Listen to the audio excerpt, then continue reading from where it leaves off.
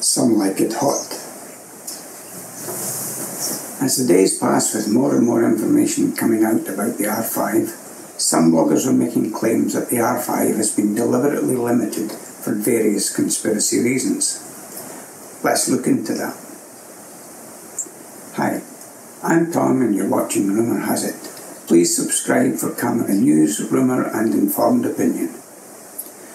Some bloggers have made my blood boil with uninformed claims about the R5, with a recent blogger making the point that electronic components like CPUs and memory chips can withstand heat up to 90 degrees Celsius, means the R5 is hobbled in some way.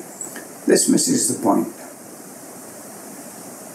The temperature a component can withstand is completely different to the end-use design criteria. The camera does not have the need or the space for the sort of solutions employed to cool a PC. But more importantly, there is a huge distinction between the temperature a standalone device like a PC can be allowed to run at, and the temperature a handheld device can safely operate at. No one would intentionally touch the heatsink on a desktop PC. Devices like cameras are designed to different criteria. Electronic components are designed for integration into a variety of devices from military, medical and consumer. All have different requirements and different design parameters. Military-grade components may need to withstand even higher temperatures. Medical-grade components need to have higher reliability. Consumer devices will sit somewhere between. Handheld devices like cameras will have specific design criteria, and part of that will govern safe working temperatures. There are rules governing not only the temperature a handheld device can reach, but also the conductivity of the materials used, which directly transfer that heat to the hands. These rules lead to limits being different depending on the materials employed. Various papers exist on this subject, too many to read. But the research into the limit at which touch comfort deteriorates and becomes unacceptable found that the skin temperature limit for a plastic enclosure is 45 degrees Celsius, and for an aluminium enclosure the limit is 41 degrees Celsius. Interestingly, this is exactly where the R5 sits.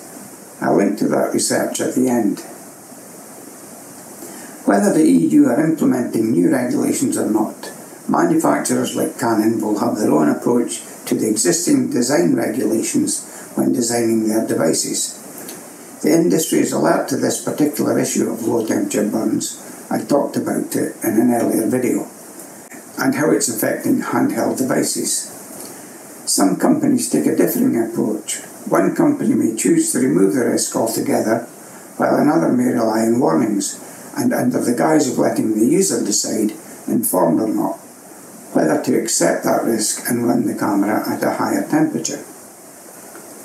As I mentioned earlier, it's interesting that many bloggers are reporting the R5 limits as around 45 degrees Celsius, and this is in line with the research I've linked to below, so check it out. Canon have been too silent on this, letting speculation run wild. But they have a lot to deal with at the moment, with ransomware demands and the image.canon outage. Sadly, these issues come at a very bad time. Maybe the conspiracy advocates should look into those issues before claiming to be design experts. Thanks for watching, and I hope you found this useful. Please subscribe for news, rumour and informed opinion.